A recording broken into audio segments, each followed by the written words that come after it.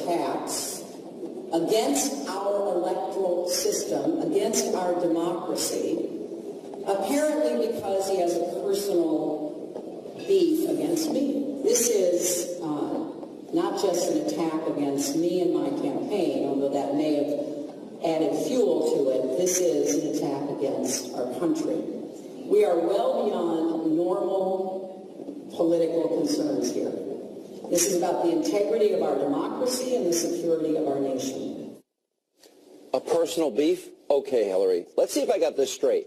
It's the FBI's fault that you set up an insecure private email server in a mom-and-pop shop bathroom closet. It's their fault. That had top secret special access program and classified information on that computer server that put America's national security at risk. It's their fault. Hillary, that's not the FBI's fault. That is your fault. And if we're being totally honest here, well, you're kind of lucky that President Obama's Department of Justice has protected you because you did break the law, and many, including myself, think you should be prosecuted. And as for Russian hacking, well, it's not a fact that Russia acted with the purpose of helping Donald Trump win. So you need to stop saying that because you're lying to the American people, yet again, something you do often. Now, Fox News has learned that an internal CIA memo confirms that the intelligence community is now in agreement that Russia sought to interfere in the election, but the memo does not include a reference that there was an intention to aid Donald Trump. Now, the CIA has been taking the lead on this.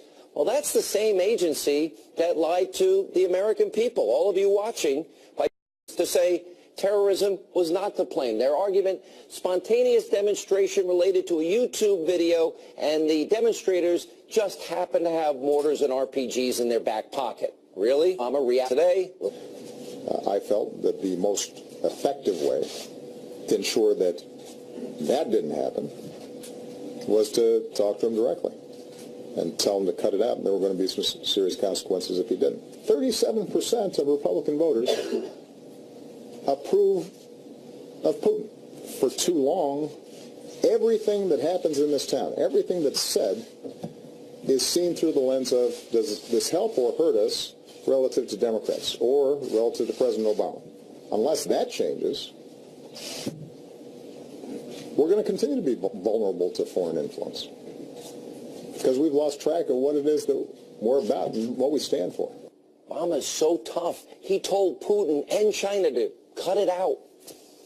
Now, if the president's so concerned about interference in elections from foreign governments, then why did a congressional investigation find that back in 2014, an Israeli political group used 300,000 taxpayer dollars from the Obama State Department in a grant to create a political apparatus to try and defeat the Israeli Prime Minister Benjamin Netanyahu?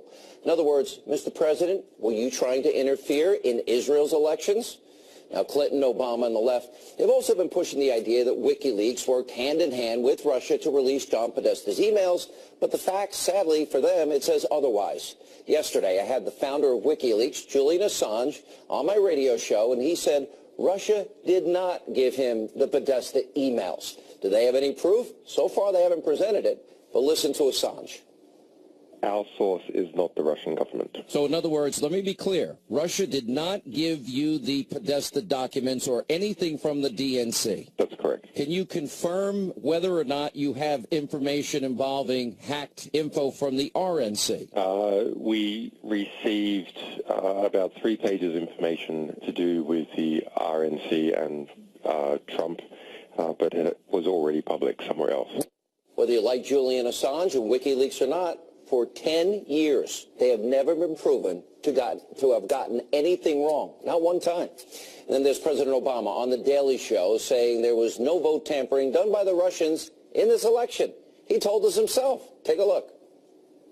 We were, frankly, more concerned in the run-up to the election to the possibilities of vote tampering, which we did not see evidence of, and we're confident that we could guard against. All right, so what we're seeing here is the sore loser left acting like spoiled little brats. They didn't get what they wanted for Christmas, so now they're going to ruin the holiday for everyone else. But here's one thing they're not talking about, and that is what WikiLeaks actually exposed about the Clintons and the DNC It's all true. It's not like anything that you heard was a lie. Now, WikiLeaks proved what many of us had suspected for a long time. The Clintons are corrupt. The mainstream alt-left media is corrupt as well, and they were colluding with the Clinton campaign. We learned the DNC worked against Bernie Sanders in a corrupt way. And we learned that some of the DNC emails contain racist, sexist, misogynistic, homophobic, and anti-Semitic language. Now, in my opinion, the country was better off because the truth was told to you, the American people. Now, all of a sudden, this administration cares about is hacking. Well, my question to President Obama, where have you been for 8 years? Now, look at this list. These government agencies have been hacked dating back to 2012. And the Obama administration, they didn't lift a finger to try and fix the problem.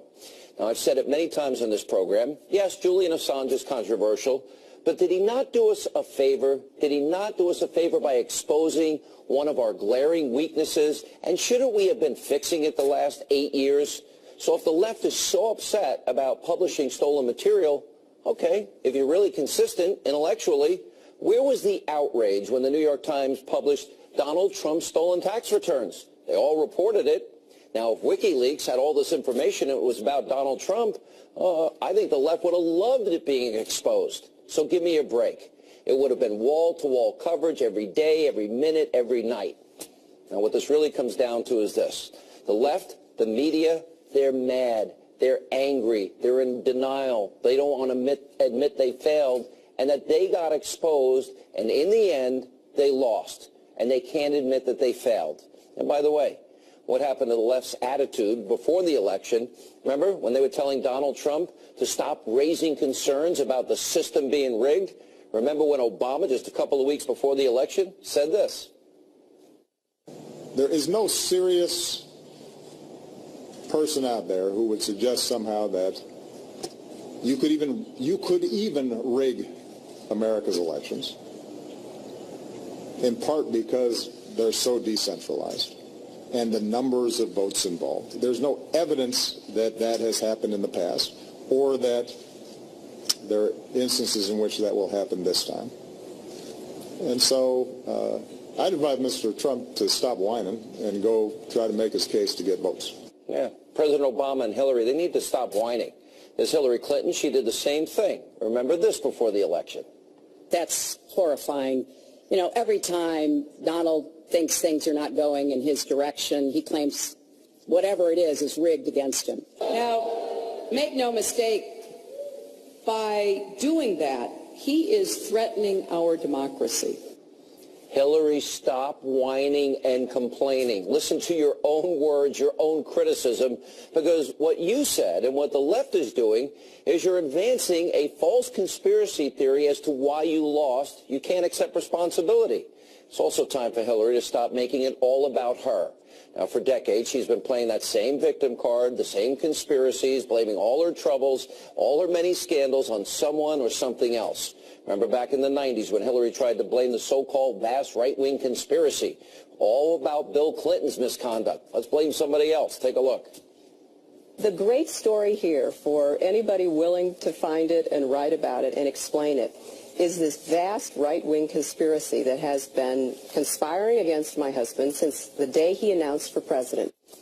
This is what the Clintons do, sadly. They deny, they lie, then they point the finger, they pass the blame, and this is about as big a conspiracy as Roswell, New Mexico, and Area 51. Joining us now with reaction, former Trump campaign manager Corey Lewandowski. How do you interpret all of this? You know, Sean, it's amazing, as your clips just demonstrated, that when it suits them, they call on Donald Trump to stop saying things that they believe to be incendiary and untruthful. But when Donald Trump wins the election, the largest electoral landslide since the Reagan re-election campaign, now they're saying, you know, it's the Russians' fault, that the Russians did something, that Julian Assange and WikiLeaks was all designed to help Donald Trump.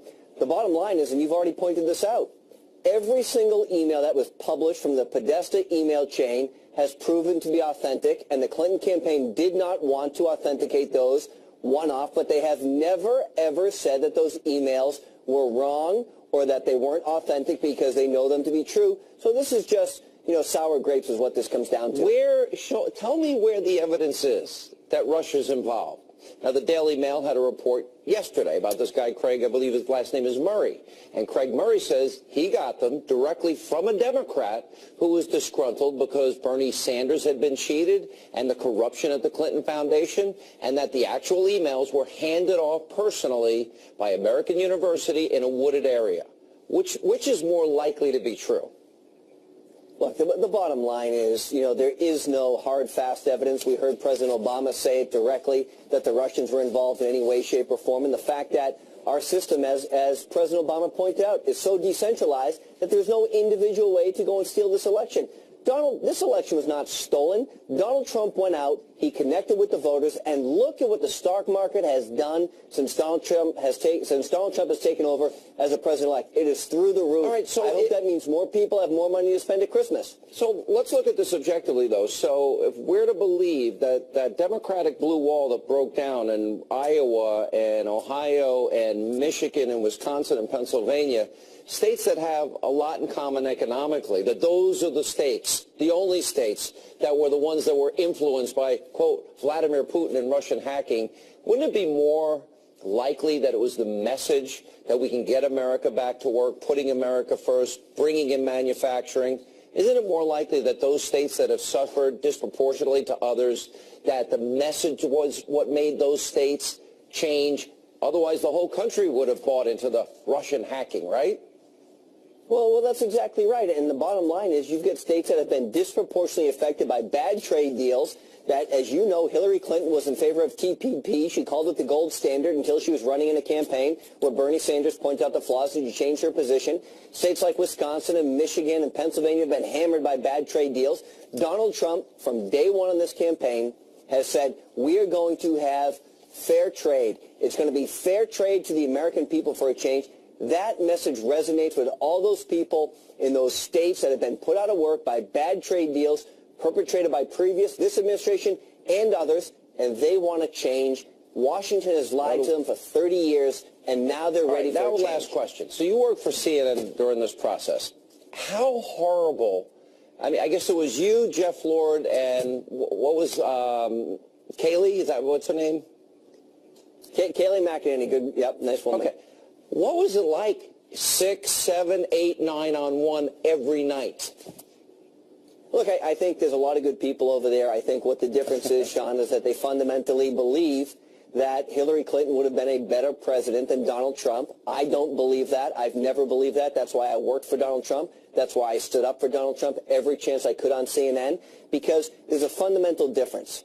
Washington is broken. And until now, we have not had a leader who has not been beholden to special interests that is willing to go and change it.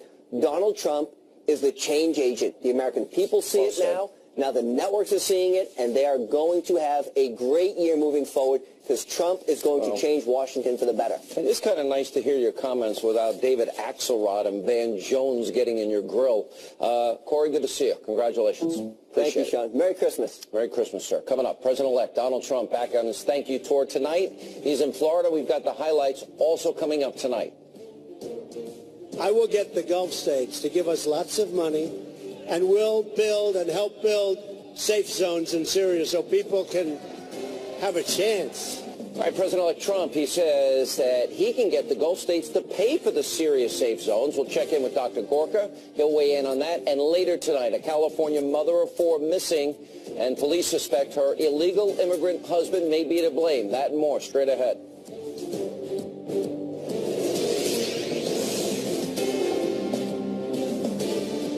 Suggesting Vladimir Putin had a hand in Russian hacking during the election. In his last press conference of the year, the president confirmed the hacking was done at the highest levels of the Kremlin. Obama also saying not much happens in Russia without a nod from Putin. The president is expecting a full report on the hacking from intelligence officials before the end of his administration. The number of deaths due to drug overdose spiking in the past 5 years. That's according to data from the Centers for Disease Control and Prevention. 30 states are seeing an increase in fatalities. New Hampshire reporting the highest increase, 191%. Heroin and prescription painkillers known as opioids are the substances that kill most of the people. I'm Patricia Stark, and now back to Hannity. For all your headlines, log on to foxnews.com.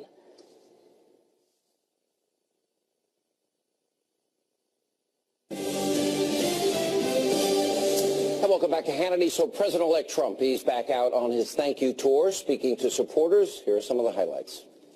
Well, let's start off by saying Merry Christmas, everyone. Merry Christmas. I'm here today for one main reason, to say thank you to the incredible people of Florida. What a group. As you know, Florida is my second home. In many ways, it's my first home. And I love this state. I love the people. I love the people of the state.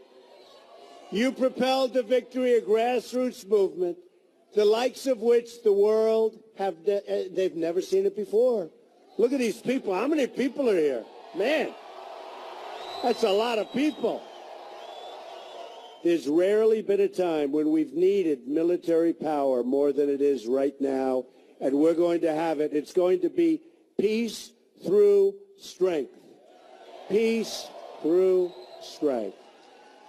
At the same time, our foreign policy needs a new direction. We've spent $6 trillion in the Middle East, and now it's in worse shape than it's ever been before. Years of horror. And look at what's happening over there right now. $6 trillion, and look what's happened. It's death. It's a horrible thing. We're going to do everything we can. We're going to get it straightened out one way or another. At home, our infrastructure is crumbling. Our schools are failing, and our workers can't find good-paying jobs. You know that. Oh, we're going to change that so fast, your heads are going to spin. Instead of rebuilding foreign nations, it's time to rebuild our nation, and that's what we're going to do. For too long, we've been moving from one reckless intervention to another, countries that most of you have never even heard of before. It's crazy, and it's going to stop. A Trump administration will focus on the vital national security interests of the United States. And that means crushing ISIS rapidly and defeating radical Islamic terrorism. Here now with reaction, pollster Frank Luntz and Trump campaign pollster John McLaughlin. Good to see you both. What do you make of this effort by the president, Hillary, to delegitimize, the Russian hacking did it? There's no new evidence. There's nothing new that came in since we knew all of this before the election. It's 2000 all over again. This is a Democratic strategy so that voters will not accept the outcome to try to needle them. It's going to backfire, though. But the problem is, I love the fact that Trump is going out to the people. This is the first time since Ronald Reagan that a president has this kind of army. For every issue, for every concern, Donald Trump will be able to turn out not just tens of thousands, Sean, hundreds of thousands of people that will come to Washington and say, you have to listen to us. Yeah. It is a brilliant strategy to run against that cynicism that the Democrats are promoting. So the president is, he's had 8 years to fix the so-called hacking. We've known about this forever. He even talked about, I told them to stop, meaning the Chinese and the Russians. And I'm like, gee, that's so tough, Mr. President. Okay, if influencing elections is so horrible, you were the pollster for Prime Minister Netanyahu. Did Barack Obama use taxpayer dollars, and did Barack Obama send his surrogates on the ground in Israel for the purpose of defeating Bibi Netanyahu? Absolutely, yes. The U.S. Senate panel found they used tax dollars, and that was chaired. It was bipartisan. It was also the tip of the iceberg. He sent Jeremy Byrd over there, his political director. They set up a huge super PAC that spent more than the 11 political parties combined, and it got minimal press here. And the reason he was trying to do it, this is the one-voice PAC, and this helps in every regard. And they were teaching our opposition how to organize and turn out to vote. But I'll tell you what it was about. My suspicion was it was all about stopping Bibi Netanyahu from being able to speak to Congress and win the election and then tell them about how bad the Iran nuclear deal was. Which he did. And Frank at the time came over to Israel and said it was worsening relations between Israel and the U.S. It was wrong, but the president was behind this stuff. And the tactics that we learned with Prime Minister Netanyahu, we were able to employ in the Trump campaign to help him beat Hillary Clinton. So there's a question, though. Was this election more a rejection of Obama or a rejection of Clinton. I've not been able to. I think it's both. It was both. It was a change election. But which is more important? We just did a survey for Secure America Now, and it's up on our website, McLaughlinOnline.com. The voters, as of this week, want change, 52 to 39. And that includes, I mean, and by the way, Trump has a 48 job approval 48 rating. to 41. 41. And it has 24% job approval among African Americans, 44 among Hispanics. That's a demographic shift if he could turn those into votes. If he goes into 50 or 60, Frank saying he'll be like Reagan. If he approaches, and your point about polarization, we're not going to be unanimous. But if you have a 55, 60% of the population approving you, we can get the Republican Congress to repeal and replace Obamacare. That's a 60-30. I got to break. I want to look. You didn't think Trump had a good chance. No, I did not think he had a good chance, but I thought that he was absolutely viable because of what he had said and how he said it. 2 points. In fact, just one. If Trump can keep this majority of these new voters who've never voted Republican before and bring back some of those Republicans from the suburbs who voted for Clinton but voted Republican all the way down the line, this is a long-term majority. He has a chance to change politics as we know it if he can keep both of these groups together, and he has the capability to do it. I got to run. Good to see you both. Merry Christmas to both of you. Thank you. Merry Christmas. And up next tonight, right here on Hannity. I will get the Gulf states to give us lots of money, and we'll build and help build safe zones in Syria so people can have a chance. Extreme vetting, safe zones in Syria. We'll check in with Dr. Sebastian Gorka. He'll weigh in on that. And also later tonight. See, now we're feeling what not having hope feels like, you know. I guess for the first time in her adult life, she feels hope is going away. Why? Because Donald Trump won the election. What's that all about? We'll have a full report. Bo Dietl, Mike Myers have reaction, and much more straight ahead tonight.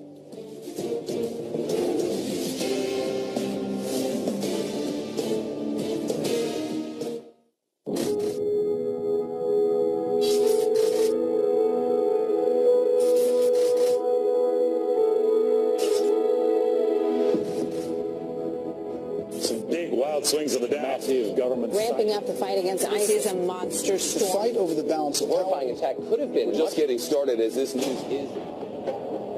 There is an uprising. We have had a lot of news breaking. We'll stand up. We're not afraid. Build safe zones for those that are suffering from that civil war and much more, and all the people that are there. Take a look.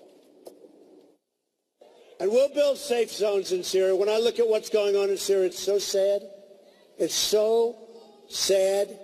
And we've got to help people. And we have the Gulf states. They have nothing but money. We don't have money. We owe $20 trillion. I will get the Gulf states to give us lots of money, and we'll build and help build safe zones in Syria so people can have a chance. Here with reaction, the author of Defeating Jihad, Dr. Sebastian Gorka, is with us. You've been in touch with the transition team. You've talked about radical Islam. You believe it's something we can defeat. Obama was out there to press it today saying he took the best course in Syria. Really? Do you agree with that assessment? No, because I live in the real world, Sean. It's a catastrophe. Remember the red lines? The real reason he calls it ISIL and not ISIS. What is that? What is the reason? The real reason is because he doesn't want to remind people that S stands for Syria, and that he drew the red lines again and again and again. And what happened? Assad kept on marching. The jihadis kept on marching.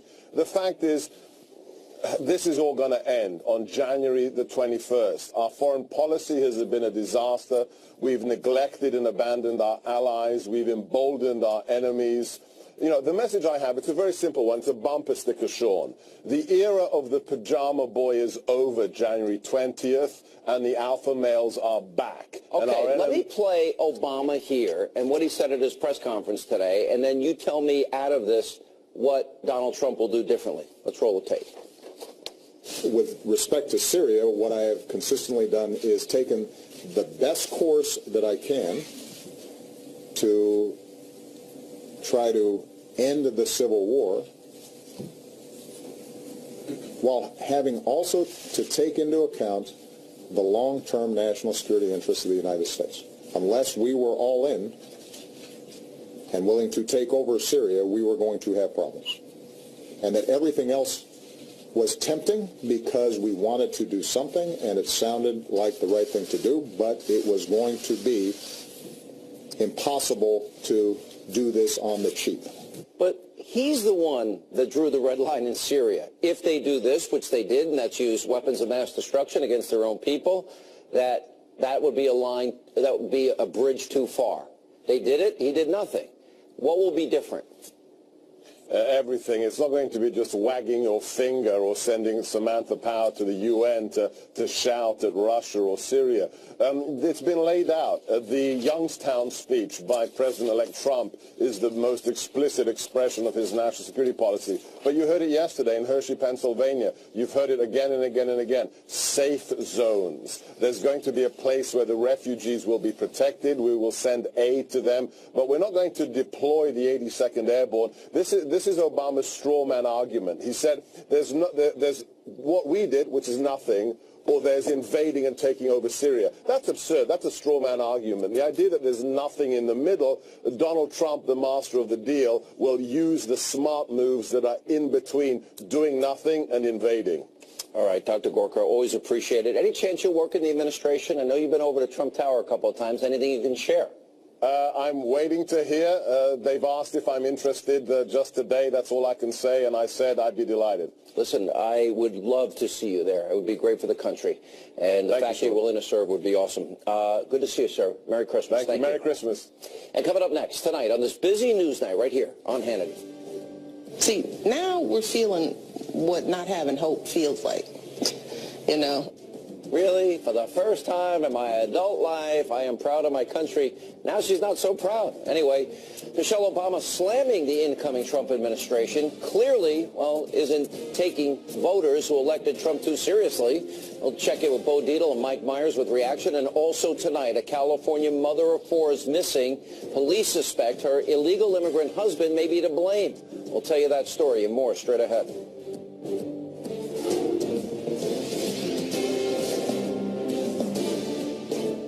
My message tonight is for all Americans, from all parties, all beliefs, all walks of life. Whether you are African American, Hispanic American, or Asian American, or whatever the hell you are, remember that we are all Americans, and we are all united by one shared destiny. All right, he's having way too much fun. President-elect Donald Trump delivering a message about uniting the country, uniting Americans. But First Lady Michelle Obama, she's taking a far different approach, telling Oprah Winfrey. Remember, she's the one that said, for the first time in my adult life, I'm proud of this country. Not now. Watch. Your husband's administration, everything, the election was all about hope. Do you think that this administration achieved that? Yes. I do, because we feel the difference now. Yeah. See, now we're feeling what not having hope feels like, you know. Now we're feeling what not having hope looks like. All right, Madam First Lady, may I suggest, you want to know what not having hope is?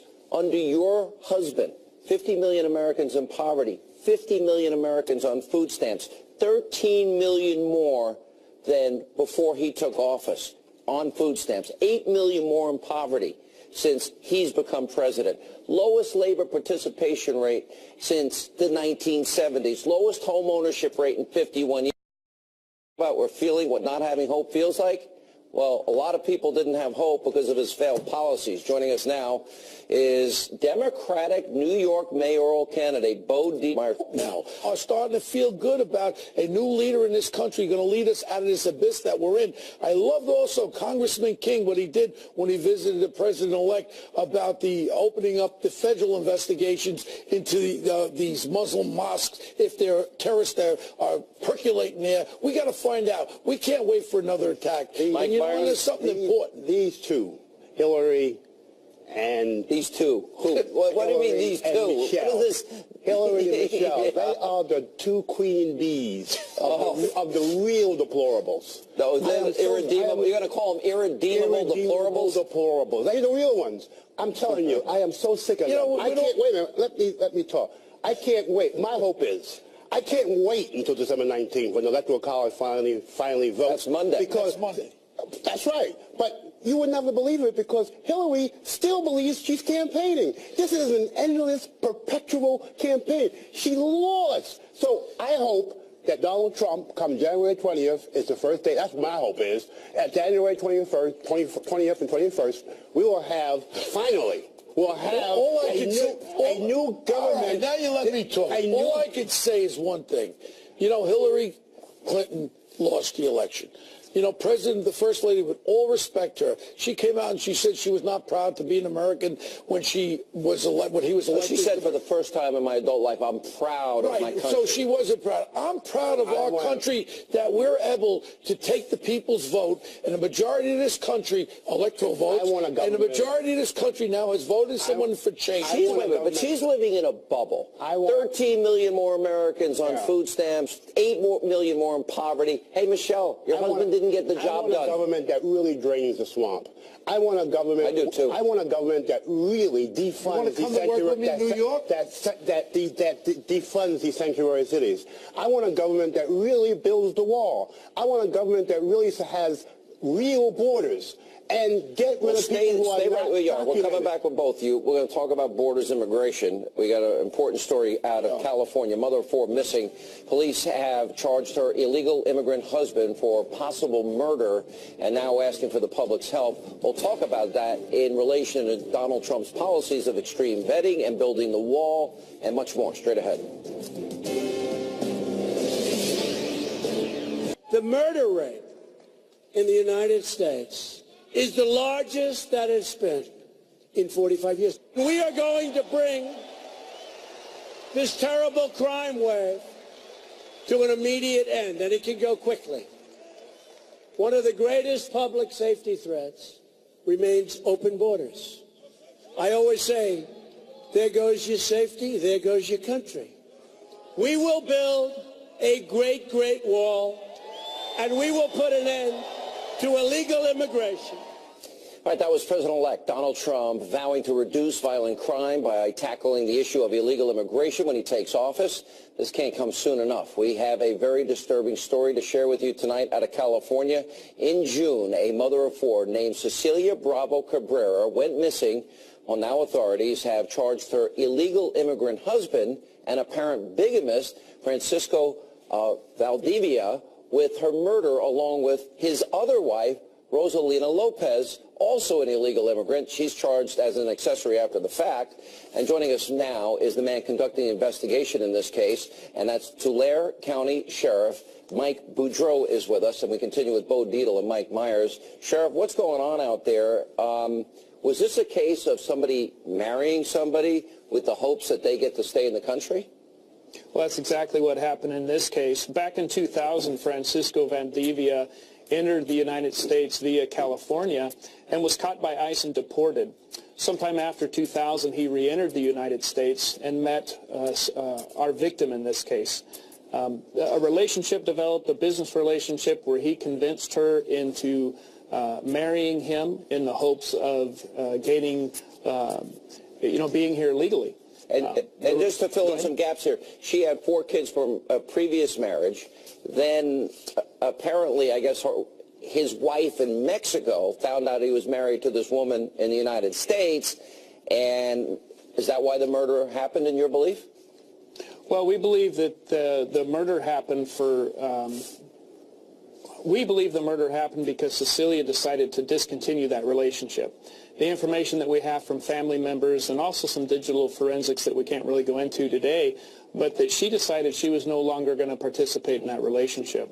And because of that, we believe that Francisco decided to kill her. All right. Now, is there any forensics that prove, I know she went missing, that in fact you know that she's dead? We believe she's dead for a couple different reasons. She was very close to her family. multiple contacts throughout the day, phone calls, visiting with family on a regular basis through multiple years, as well as social media sites that she's very, very active on multiple times during the day.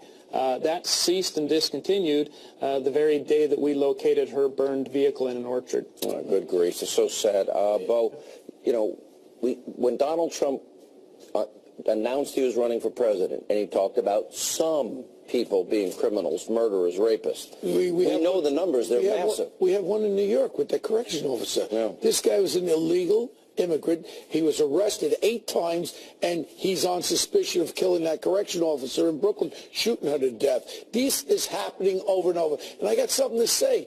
I become the mayor of New York. You commit a crime, and you're illegally in this country. Bye-bye on the next plane out of here.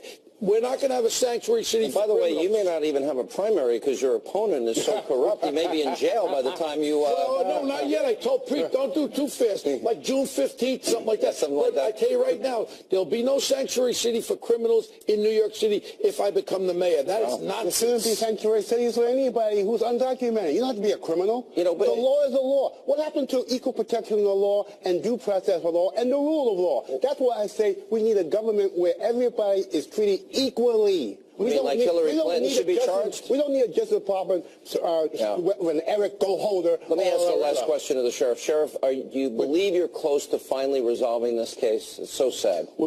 We believe and confident that we have the 2 people responsible for this case in custody. But what we are asking for is anyone that might have information as to the body. You know, prosecuting a case without a body is very, very rare, done very few times. And so we're in hopes to bring that body back to the family, give comfort to the family, and provide services that they deserve. All right, very sad. Thank you, Sheriff, for your good work. Bo, good to see you. Good luck on your run for mayor. Listen to me. This will be the first time in my life if I become